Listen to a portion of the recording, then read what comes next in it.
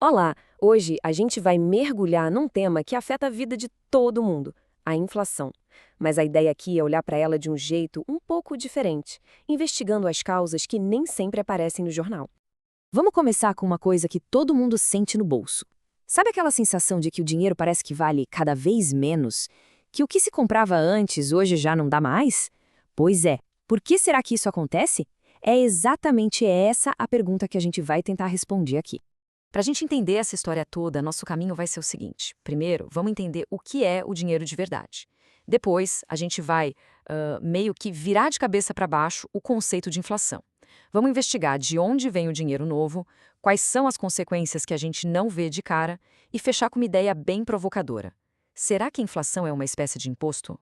Então, para começar a desvendar esse mistério, a gente precisa dar um passo atrás e perguntar: afinal, o que é o dinheiro? A perspectiva que a gente vai explorar aqui é bem interessante. Ela diz que o dinheiro não foi uma invenção de um governo, sabe? Mas sim algo que surgiu de forma natural e espontânea a partir das trocas entre as pessoas no mercado.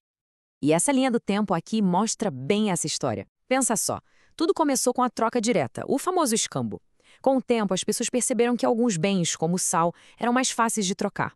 Depois vieram os metais preciosos, ouro e prata, porque eram duráveis, fáceis de dividir. Aí surgiu o papel moeda, que no início era só um recibo do ouro guardado no banco. E hoje, claro, vivemos na era do dinheiro digital. Foi uma evolução que aconteceu sem um grande plano. Foi o mercado descobrindo a melhor ferramenta para facilitar a vida. Certo. Com essa ideia de que o dinheiro é uma ferramenta do mercado, a gente pode ir para o coração da nossa análise.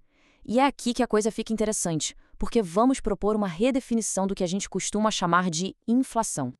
E aqui está o pulo do gato. Normalmente, quando a gente ouve falar em inflação, a gente pensa logo no quê? Aumento de preços no supermercado, na gasolina. Isso é o que a gente vê, é o efeito. Já a visão que estamos analisando aqui diz que isso é só a febre, não a doença.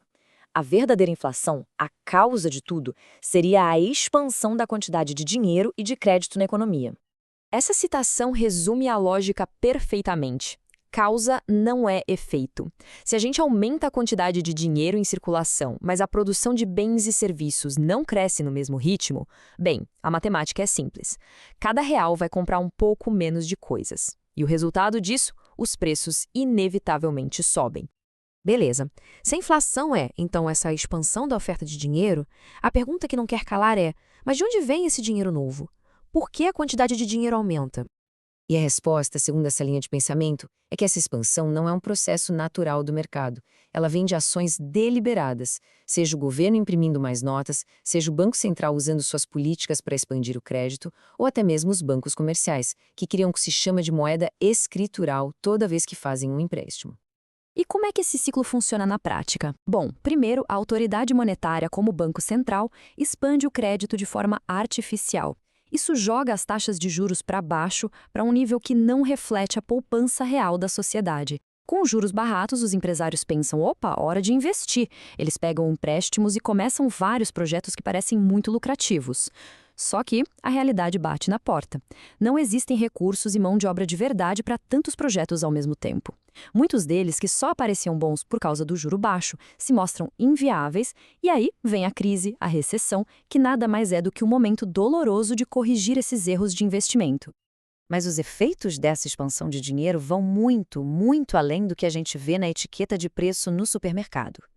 Existem consequências que são, muitas vezes, invisíveis. Pensa no sistema de preços como se fosse uma grande rede de comunicação, um, um GPS da economia. A expansão monetária bagunça todo esse sistema. É como se alguém saísse trocando as placas de lugar. Os empresários não conseguem mais calcular direito o que é um bom investimento e o que não é. E tem mais uma consequência, talvez a mais séria de todas. É que esse dinheiro novo que é criado não cai do céu de forma igual para todo mundo, não. Olha só que interessante, quem recebe esse dinheiro primeiro? Geralmente o governo, os grandes bancos, empresas que têm contratos com o governo, consegue gastar com os preços ainda antigos, mais baixos. Mas até esse dinheiro chegar na mão do assalariado, do aposentado, da pessoa que poupa, os preços já subiram. O que acontece? O poder de compra dessas pessoas foi corroído. É uma transferência de riqueza silenciosa de um grupo para o outro. O economista Ludwig von Mises resumiu isso muito bem. Ele disse que os preços não mudam todos de uma vez, de forma uniforme. E é exatamente nesse processo desigual que alguns grupos acabam sendo beneficiados silenciosamente, às custas de outros. E é essa ideia de uma transferência de riqueza que não é clara, que é silenciosa, que nos leva à nossa reflexão final. Se a gente olhar por essa ótica, a inflação muda de cara. Ela deixa de ser só um número no jornal, um problema econômico. Ela passa a funcionar como um imposto. Um imposto que não foi votado, que não foi aprovado por ninguém.